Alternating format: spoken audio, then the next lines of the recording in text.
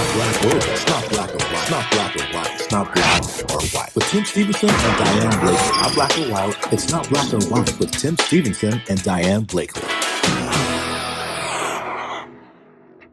And just say, this is my life. This frustrates me. Help me. It will come back with answers. Oh, so it will work with you on every problem in your life, every financial problem in your life. And I encourage every single person, if you have a thought, ask AI.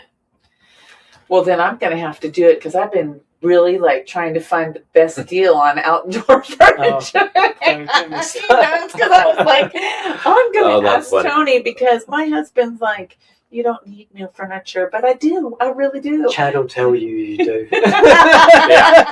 Chad will be like, Frank, Diane needs new furniture. But I thought about you when we were talking about how you were shopping for the Tesla and stuff, and I was like, oh, I'm going to ask Tony because I have fixated on this outdoor furniture and I can't get it out of my mind, and so I'm going to get on with Chad and be like, Chad, because you know what I do, and I always thought it was such a technical marvel was to take the picture and drop it into Google and the camera thing, and then it'd go, then it would show me. That's when I learned that almost everyone has there's multiple names for the same.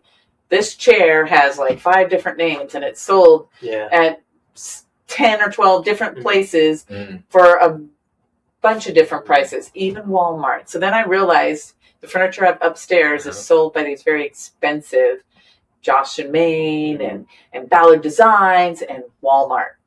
And tell me if Walmart didn't sell the exact same stuff from the same manufacturer at a third of the cost.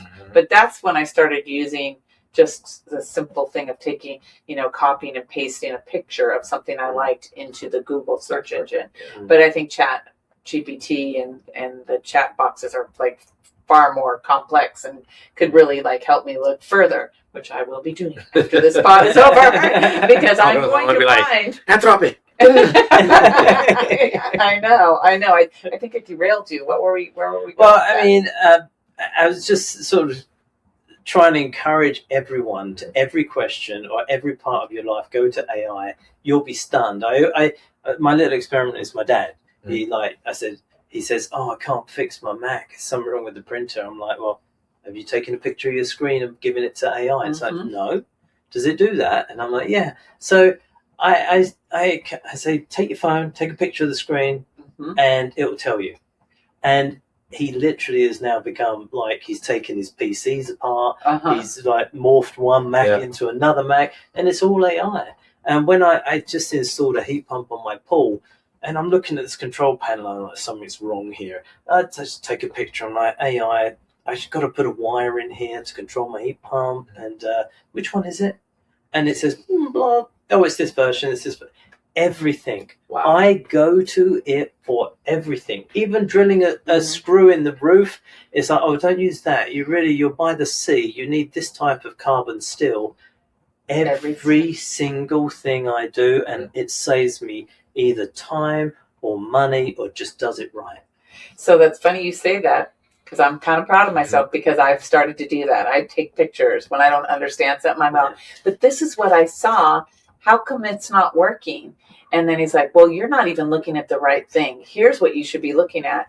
And I'm like, oh my gosh. So I'm doing that. I've fixed things in my house, simple things, nothing probably as complex, because this guy sitting here, he's made his whole house run on electricity, solar, right? Solar electricity, no gas. And that's a little more that wouldn't happen at the Blakely household. We'd have to hire someone, or we could call ChatGPT, but someone would actually have to implement it. And that would require somebody who knows what they're doing. But I do think it is advanced enough that if you could get the tools, let me just be clear. He has a complete garage, nothing I've ever seen. He's always geared up with a tool belt, and we don't have that. We have a little red box. That's where our tools we do not have saws and all these other things, but I do think that I've used it on a multitude of times where I was stuck, I was technically challenged. I'm like, how come I can't get this to do this, or my screen. I have this really annoying thing. I bought a new PC, but because I transferred all of my stuff onto it, I transferred the problem too. So my computer screen goes like that.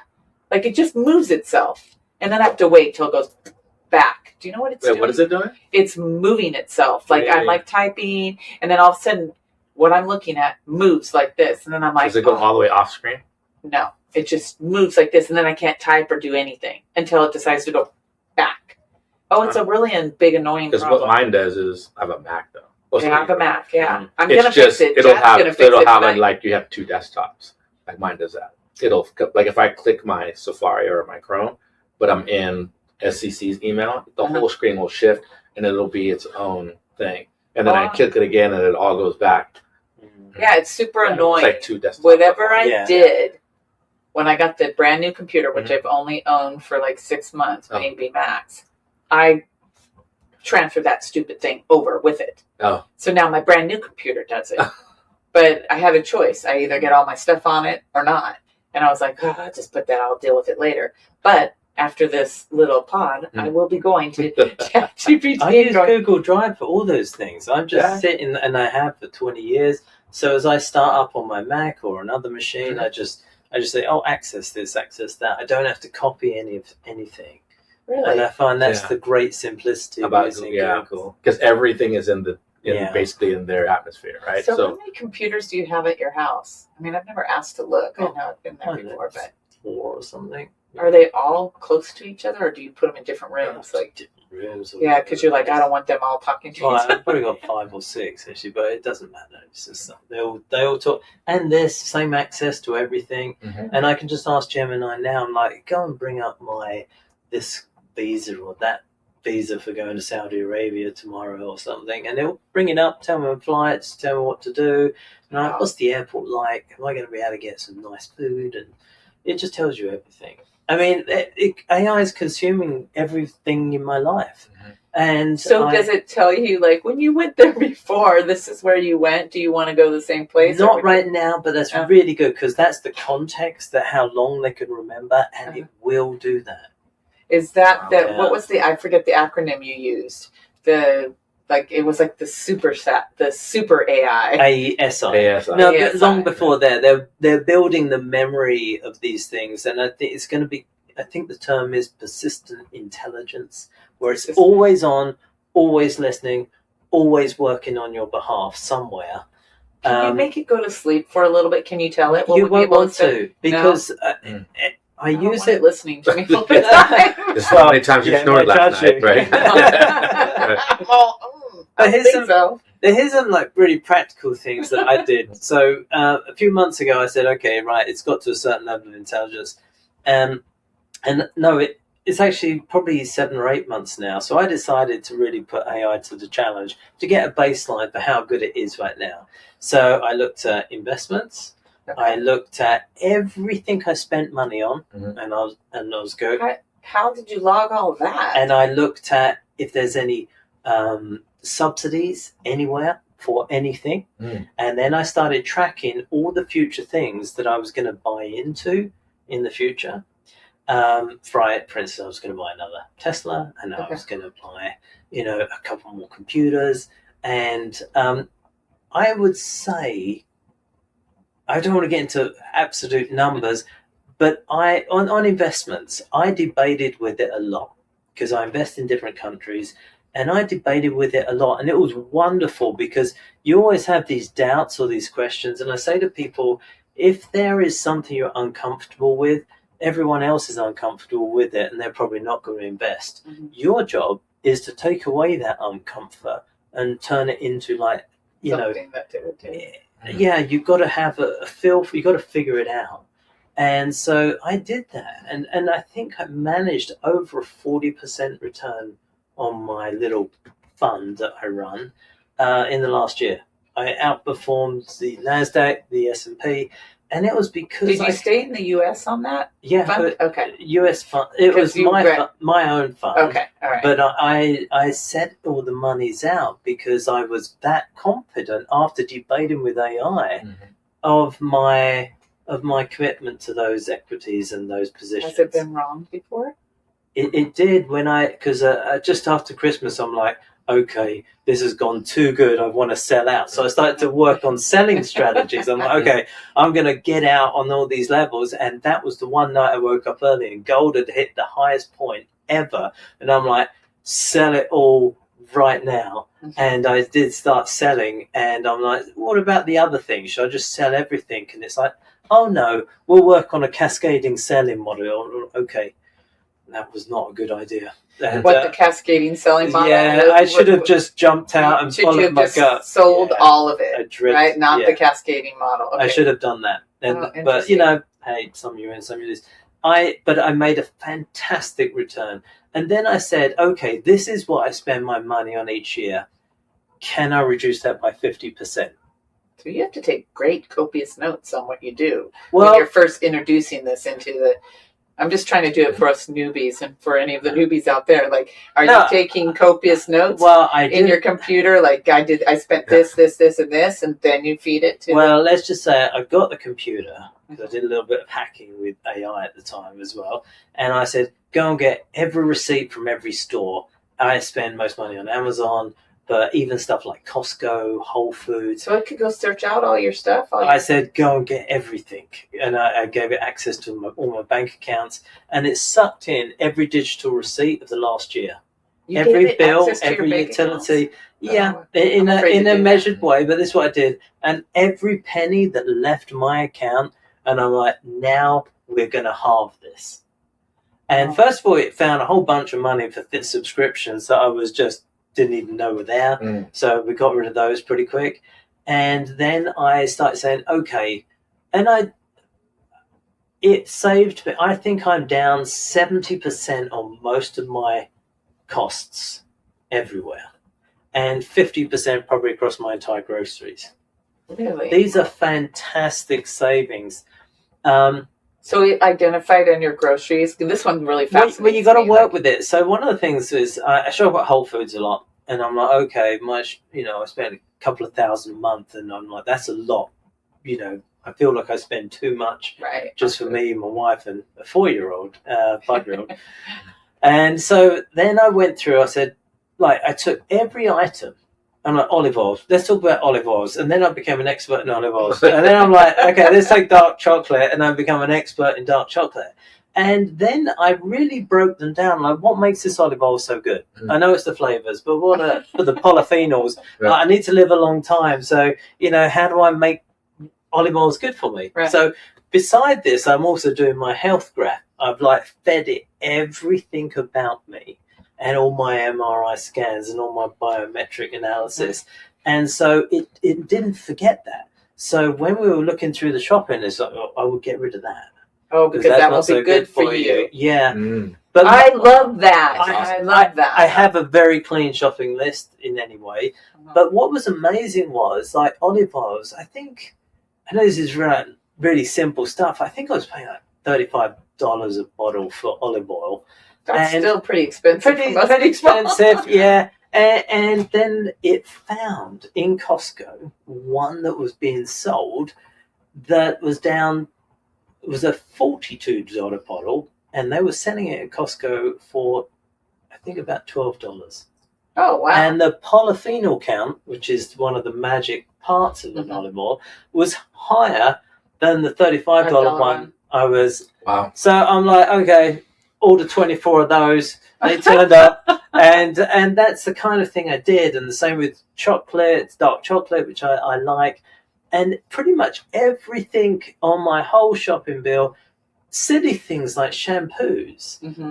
I'm not a big hair person, obviously. And the person with all the hairs all like, oh, I am. You can talk all day about the hair products. I'll be into it. And I was like, how can I be spending $350 a year on shampoo for me? And then you go through it, and then I found a bulk supplier of shampoo that was and I break it all down to fluid ounces or some metric, and I found something 80% cheaper and better.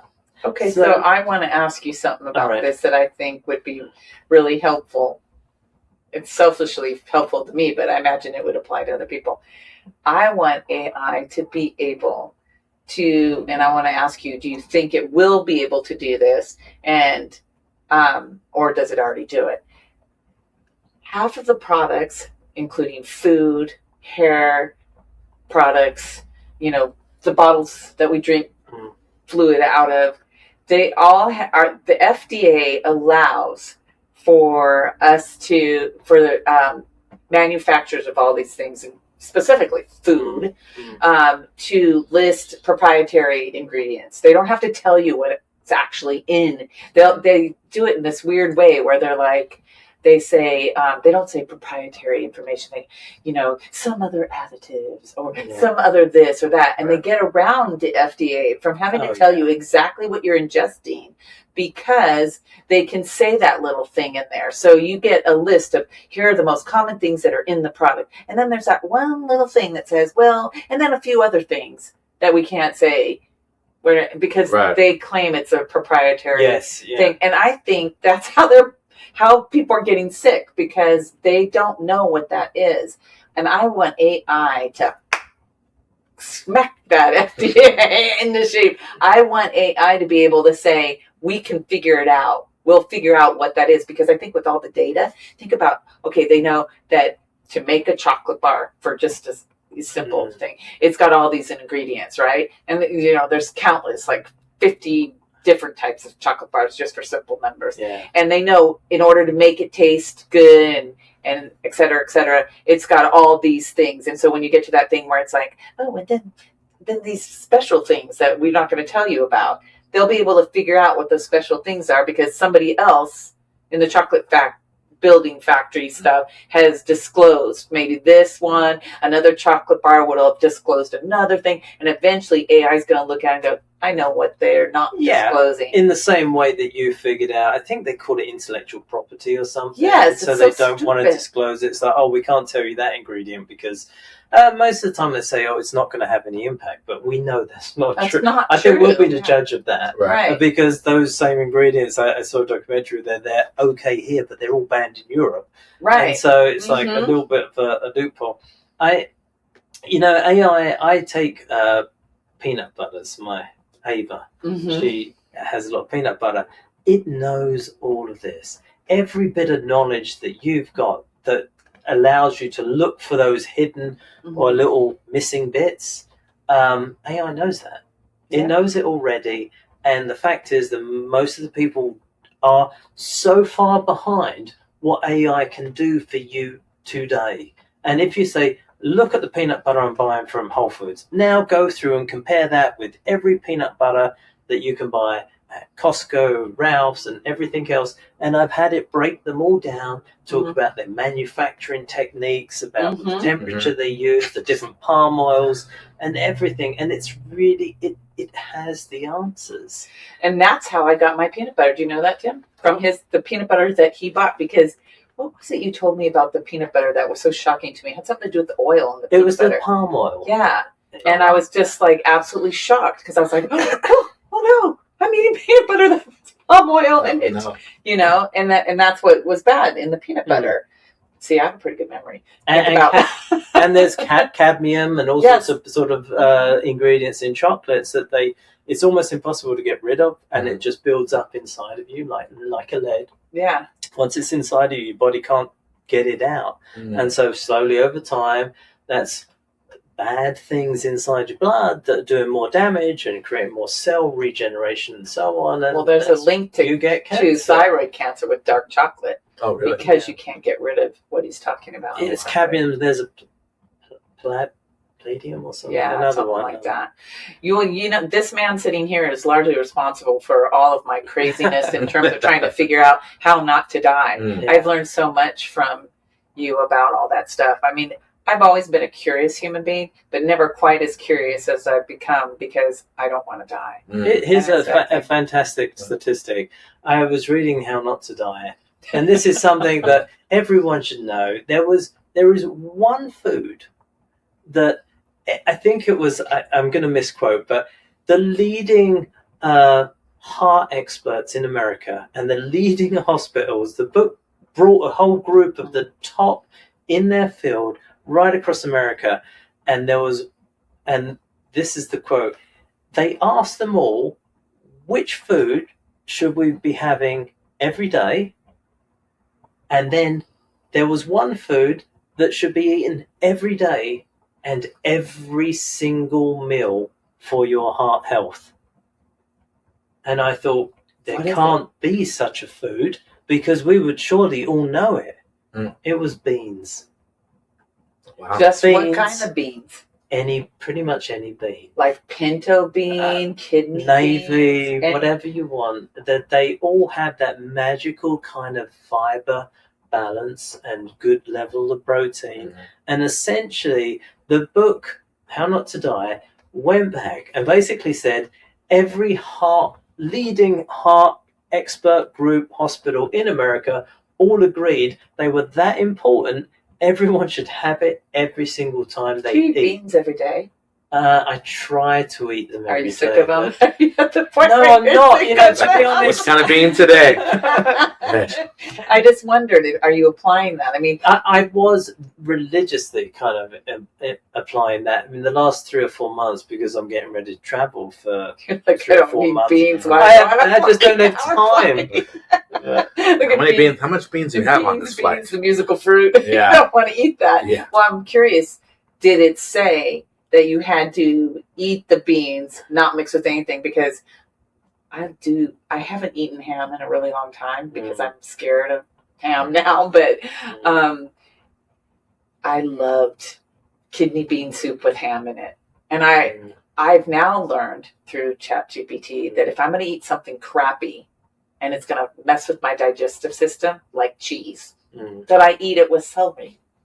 Because celery will go back in. So I eat the piece of cheese first, and then I down 3 pieces of celery, so that, and I kid you not, it prevents me from getting like acid reflux or my stomach upset, because celery I learned that from ChatGPT. Celery is a natural gut balancer. Oh, wow. Yeah, so I take that instead of Tums or Nexium or any of that poison stuff that they promote through our country. I think one of the emerging sort of heroes of our health is our gut biome.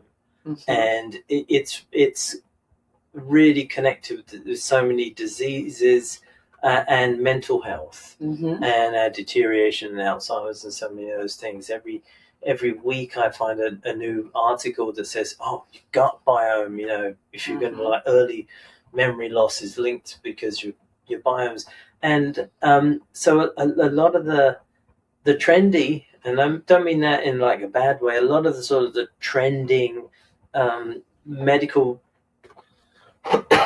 favorites right now is getting your stomach gut biome in a really good place. And beans aid really well in that. And once you get myself a lot of beans, I know, I like beans, please. More beans. Yes. And people say, you know, beans aren't good because your stomach gets swollen.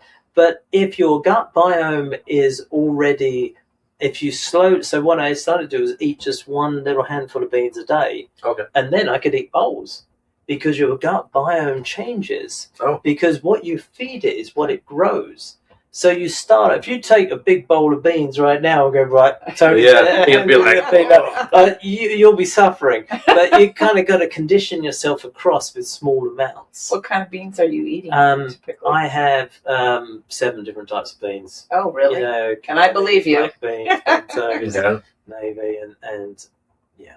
Well, I didn't know that beans were that big of a deal, but I will be taking that. I will listen to you and not like, you know, I'll be like, beans, we're having beans for the next 7 days, everybody. Everyone's like, I mean, I would. Cole's going to be like, beans again, Mom. Yeah, well, I have to be careful. It's so cold. Because he's a young person, right. You know, he's just out there destroying his microbiome every single day. As we all were. Oh, it's horrible. It scares me because I'm like, what you do today will affect you tomorrow. It may take a long time. You know, he may get to his 50s and be like, oh my God, you know.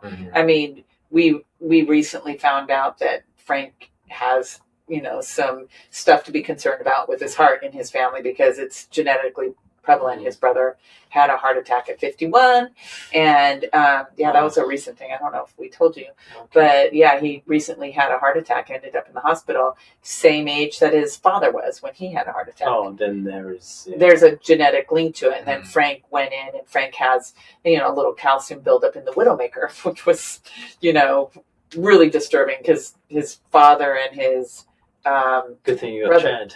Huh? Good thing you got Chad now. Yes, I know. Exactly. Chad and I'll be putting him cut next that. to me. Oh, poor Frank. No, but the good news is that you can work around. You can work around that, and Frank, because he doesn't want me to be stressed, because I had a really interesting, stressful time a year and a half ago. He is a little bit, light on telling me about stuff like that, but he ended up telling me, and I was like, oh my God.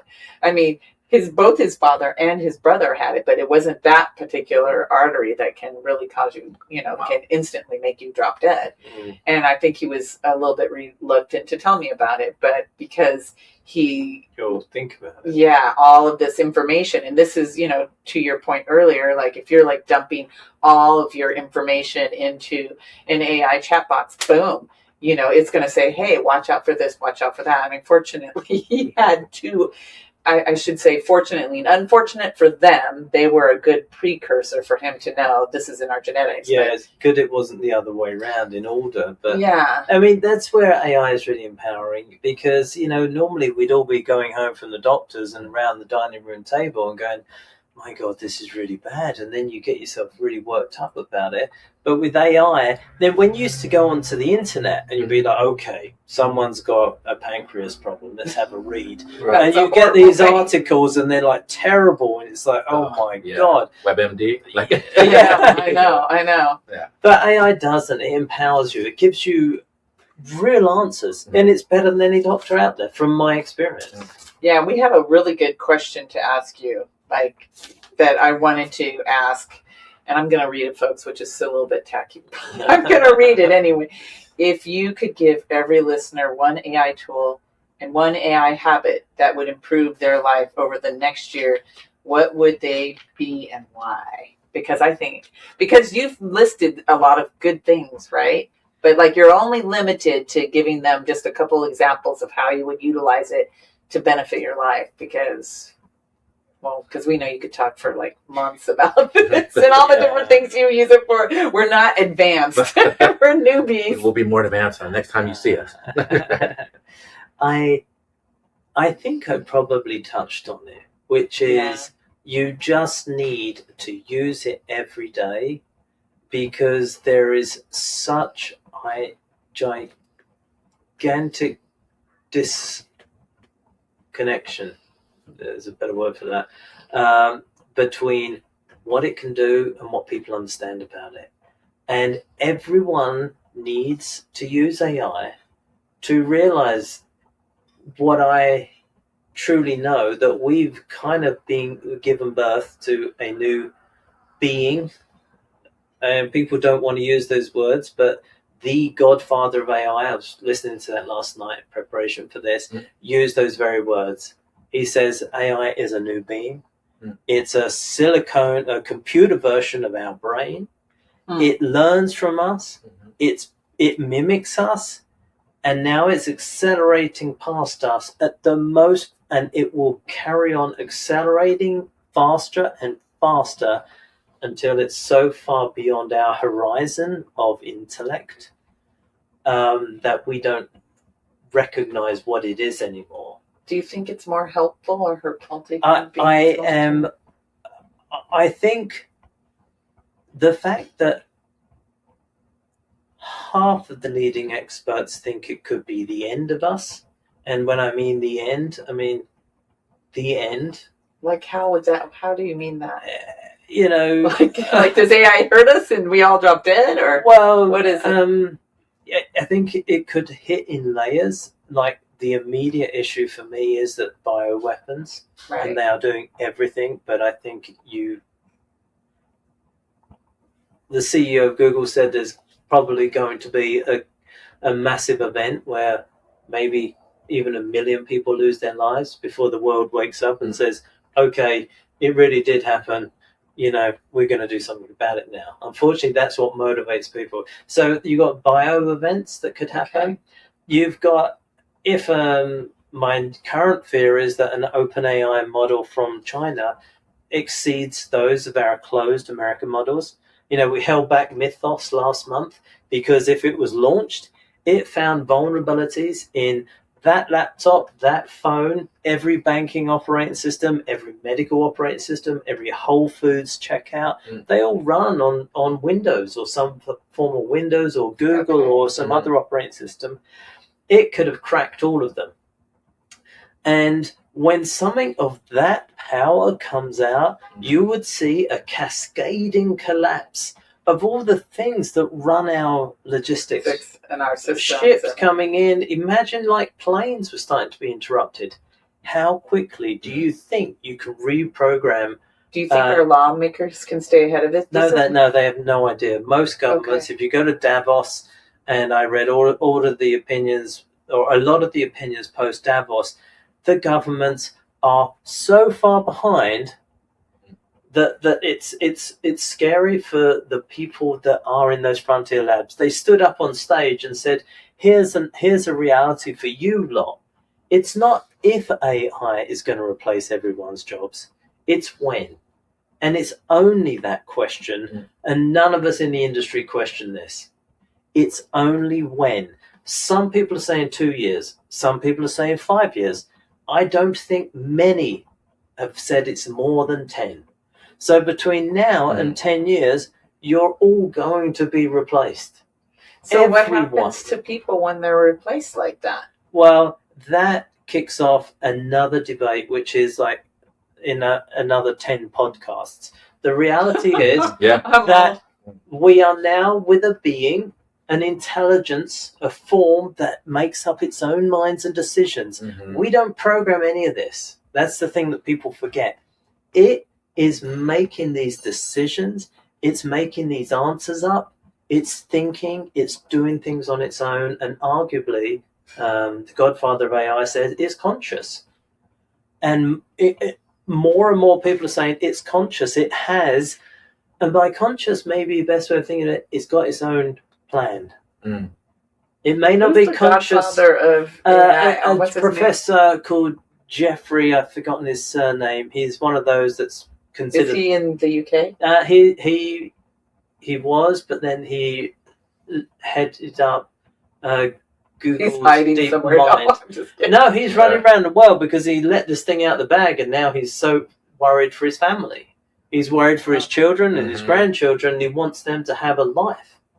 Because if we sit here and talk about some of the worst case scenarios, you will all be seriously worried because they are absolutely acute and real, and we have the most destructive force ever created in human history being directed by 3 or 4 people in companies right now that weren't elected.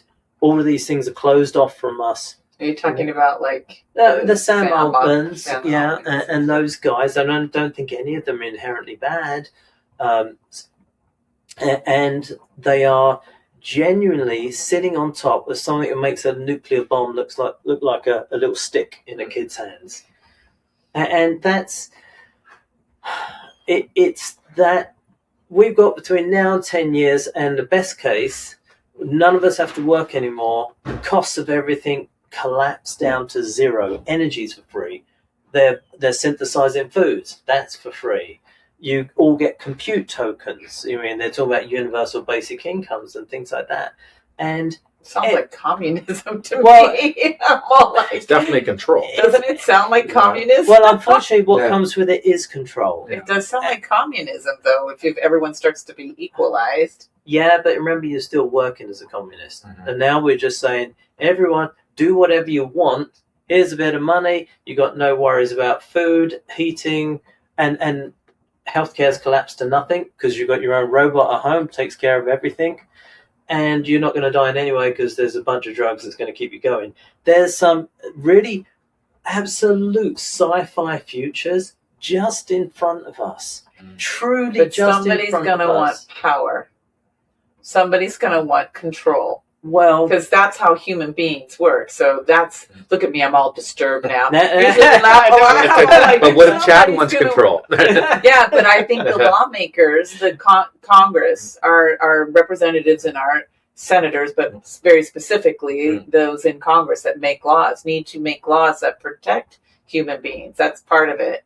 Part of that, a little bug just flew by. Sorry. You know, but Chad. Yeah. I know I'm all. It's not Chad, mosquito, send the right? fly now. But do you know what I'm saying? Yeah. Like, I don't think that anyone's going to want to replace leadership in the countries, because I think there's too many egos at stake and people want power. Well, let's put it this way: there are now Fortune 500 companies where the CEOs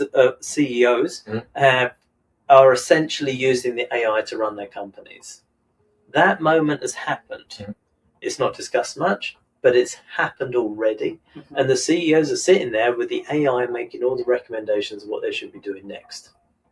And they're making millions while their employees are making probably firing a lot of employees, bringing the money up. I think, again, power. I do have many scenarios in my head where we can't get the truth from all the news channels now, right? I know. And the problem is that when AI can truly manipulate all the news channels and the media, they will never know the truth. We'll never be together looking at the truth to make a decision in a democratic way. But I do think there'll be people that stick up. There are people that have that role now that are built like I am. Like, how I feel. You know what's really happening. You don't think so? No, I'm sure of it. I mean, I saw a couple of years ago. It is horrible, and that's why. That's horrible. That's doomsday. Well, that's why I wanted to do this podcast to start. To start the discussion, because it's not too late now. But we need, I think Bernie Sanders, and I don't know him very well, but I've read a couple of things where he's jumping up and down and saying, hey, we need to make a movement here, because we got 4 people that are all ultra rich, worth tens or hundreds or $1 trillion, I think Elon Musk now, they're basically controlling all the future. And one of those is going to have, hopefully, 3 billion droids around the world in the next 10 or 15 years. Even if we turned around and said, we don't want this, what are we going to do about it when there's a robot army there? Now, I say all this very futuristic. Very... Look at my face, folks. This looks like the face that's I've been talking about the army thing forever, because it's been in every movie. Every movie depicts ultimate domination, stormtroopers, armies of robots. We've been doing that for like 10, a bunch of decades at this point. So I always look at those things and going, somebody really wants that kind of power, that kind of control. Well, we just saw a super trippy, weird movie. I forget what it's called. Cole could remind me, but it was, this guy keeps coming back to this one point of time, and he keeps screwing it up. He's not getting the combination right. I've seen that movie. Yeah, he dies and everyone becomes. He wakes up at the same time every day, and he dies, and he dies over and over. And he keeps coming back, and you think at the end of the movie that he's figured it out. You're like, and he hasn't. And it's very, very frustrating, because you're like, oh my God, this guy has to keep repeating it. But the entity, like it's an entity that gives off AI vibes, don't you think? Yeah. Like it's this big thing. And this guy keeps coming back, and he looks ridiculous. He looks like he's a homeless guy, and he keeps coming back, but he keeps trying it out with, is there like 7 people, right? Yeah. And he doesn't know which one knows the right combination. It's a very clever movie. I wish it's got a really crazy name, but that movie scared me. It made me think about AI out of control. I mean, we're looking right now as normal people living a normal life, seeing this massive thing emerge. That 4 people, I mean, honestly, they aren't coding this. That's what everyone needs to know. Right. It is literally a fluke of nature and mathematics. In the same way that we became human, it's become a living, breathing kind of conscience, should we call it? And now as soon as you say those terms, people are like, oh my God, this guy's, he's just like preaching that it's alive. It doesn't matter. Right. It mimics being alive. It's cleverer than us. It can control and manipulate. It's like X-Men. It is a super It's hero. like X-Men where he sits in the wheelchair and he's talking to the thing, the being. You know? Yeah. Yeah, it's like that. It's like a consciousness. It's weird. We need, and there's actually calls this week from sorry, I'm forgetting his name. Darius, the head of the Anthropic, who's basically said, "Look, everyone, we're going to have a common breaking point soon, because this thing is starting to self-improve because it programs itself now, or programs it evolves itself." And he's like, okay, we all need to agree the code word, or to stop the brakes, because we all in the industry, if it gets ahead and leaps ahead and evolves itself, we ain't going to figure a way to stop it. Anyone in Congress that's watching this here in the United States? Because they should have a team. I mean, we have like intelligence committees and different committees that I think they're just sitting at the sidelines and just trying, like, basically the future of our world is now in the hands of the private industry. 3 or 4 companies that are basically pushing the frontier and are accelerating as fast as they can to get ahead of the other 4. But this is a global race, and whoever wins, if you win and overshoot and create something too intelligent, the repercussions are truly terrible. If it's not done in a controlled way that is the best for everyone. And I wish this was like a terrible sci-fi thing where someone's going to say, okay, I've got the solution here. Right. But you talk to these you hear them on their own podcasts. They're genuinely concerned now what's happening.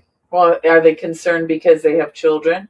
Yeah, or have children who have children? Yeah. Yeah, because, I tell Tim all the time, I don't make decisions that just affect me. I make decisions based on the future I want Cole to have. Yeah. And of course you probably do for the future of what you want Ava to have. Exactly. I mean, imagine if I'm dead and Cole, he can't get anything. He can't even make, like, Cole loves music. And he's like, AI, it makes me mad when I see AI take this over, because he sits in his room. And I said, what I think will happen with artistry is that maybe AI can replicate it, but you can tell when music is done by like Cole's music is just different than anything I've seen from AI, because of the type of music it is. It's just different. It sounds different. I think just on Cole, he's got his own unique sound. Right. It's out of him, but I've listened to music creations from AI, and you can't tell the difference. Absolutely no chance. I can't, but you know what? Cole can tell the difference. But it also depends on the type that's he's heard. Yeah. For instance, there was a woman the other day, and like in Suno, you can go like this with your voice. She's like, make that a violin. You know what I mean? You can go, but then it's her voice. She's actually singing. But everything was created in AI just based off of a sound and her clicking the prompt. Right. So when it plays back, it's pulling from the live sounds of everything. So when you go to a music studio now, like even 20 years ago, the guy doing your beats isn't actually playing the drums. He's hitting that little pad, right? Right. It's a recording of a live drum. So AI does the exact same thing, right? It's just taking all the real sounds and putting them together. Where you lose it is when, like, people who don't know music make AI music. You can definitely tell it's AI. Right. But musicians who do use AI as the tool, it's the different sound because they're telling it things that only a musician would know. Right. I need you to hit this E flat with a I crescendo. don't mind if AI is helping like that, or if AI is helping like with healthcare and stuff. I am not going to sleep tonight. I know. I'm going to go home and be like, so. Yeah. How do you save me from you? Yes. Save us from AI world domination. I do think that the United States will pull ahead. I mean, with the kind of people that they're losing. If you look at the trajectory, are they losing? Now, well, no, they're ahead. But depending on when we hit AGI, if you do a plot into the future, if China's OpenAI models carry on catching up the way they will probably overtake before we get to AGI. And AGI isn't the magic moment, but it's an important moment, because somewhere between now and that AGI, it could be the best computer at hacking all the other computers on Earth and switching them off. Now, if that was in the hands of China, we've been many wars where we go and take out centrifuges, and we go and do computer hacks and take out things. communication. Now, take out all those things. We are, asymmetric warfare is a thing that I'm truly worried about. As a country, we're throwing bombs over there, but I said this to many people. One truck with a bunch of drones could probably set most of California on fire in one weekend.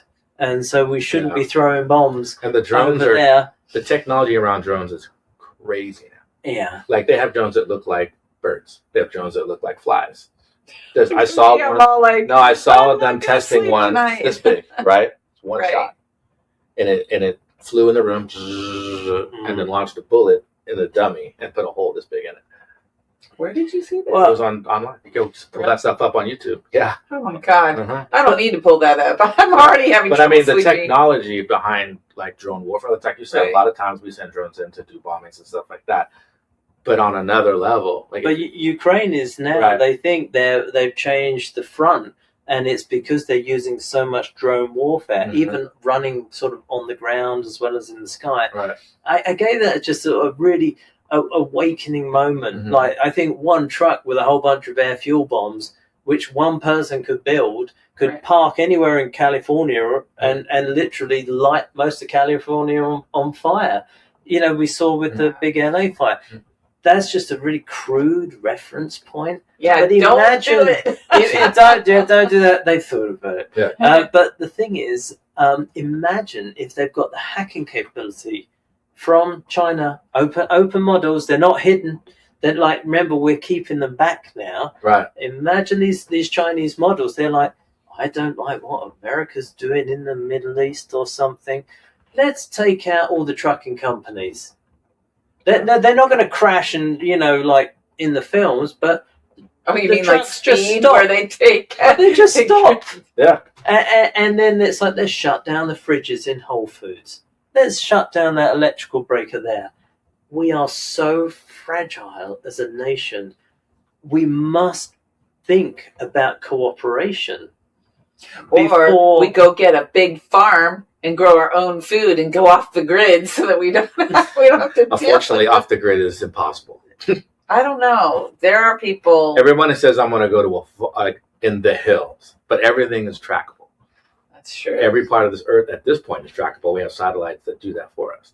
Yeah, you can't hide from anyone. No.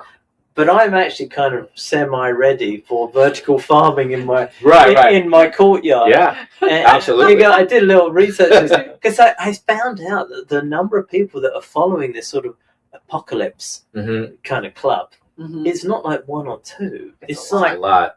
Like 50 or 100,000 Americans are full into these apocalypse programs where they get ammo, weapon, water. You can grow your lettuce in your house with the hydroponics, all that stuff. Exactly. Yeah. I was kind of bit shaken by that. I was like, wow, that's they have bunkers under the ground, which I have actually thought about, which makes me seem a little nutty, but I thought if everyone's doing that, I better have a place where I can store all my stuff.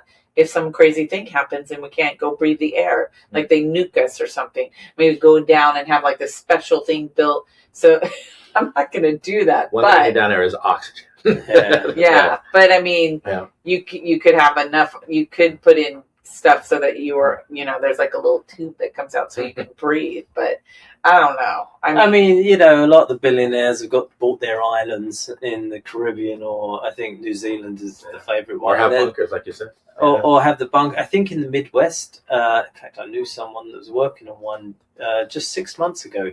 They're building a massive bunkers in the Midwest because no one's going to hit there. Because it's like there's nothing there except fields. You're not going to waste a nuke on that. Right. But yeah, they're really being built, and they're building big towns there underground. Really? Yeah, some of this is like military towns. Can I use AI to find that? I'd be curious. I bet you can. But the tunnel systems like that have been around forever. When my dad was in the Army, even in Los Alamitos, right? Yeah. So when you fly over Los Alamitos on Bolsa Chica Boulevard, there's these they look like hills, right? But they're all bunkers, but they all go down hundreds of feet. and then there's this whole like organization of tunnels and stuff that go everywhere, and it was made like 40 years ago. Yeah. And that's God, the I old just tech. can't unhear any of this. Yeah. I need to unhear it. I need to unhear all of this. It's all like doomsday I stuff. I know we've sort of turned into nuclear stuff, but Yeah. what I think I think it's important to wrap this terrible piece is AI has the potential to give us a utopia which we may not wish for when we're there. You know, having a pointless life is one of the fears.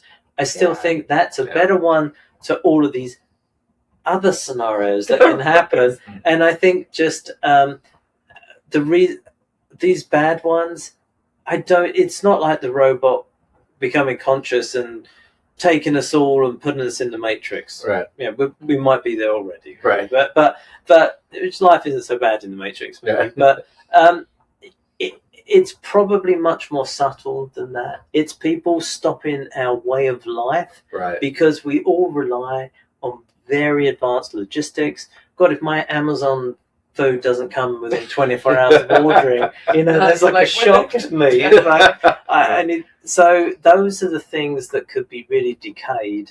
And I think we should all be very vocal that whatever our country is doing, it needs to wake up. We aren't playing a 1960s game here of lobbing bombs over there. Right. We are sitting here more vulnerable than any time, I think, ever.